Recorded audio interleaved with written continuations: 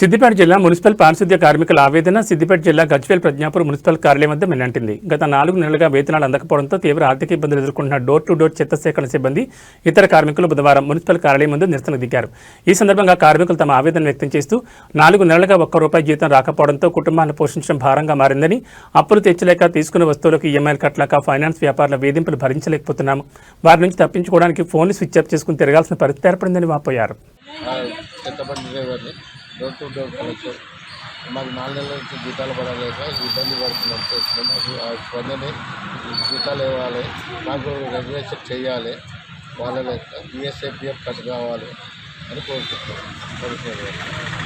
లేదు జీతాలు లేక అన్ని ఇబ్బందులు, చిట్టీలు కట్టలేక ఈఎంఐ కట్టలేక ఇబ్బంది పడుతున్నాము. అక్కడ టార్చర్ అవుతున్నాయి మా ఫోన్ల మీద. ఫోన్ స్విచ్ ఆఫ్లు కూడా పెట్టుకుంటున్నాము. సిబ్బందికి జీతాలు, సిబ్బందికి జీతాలు, సిబ్బందికి జీతాలు.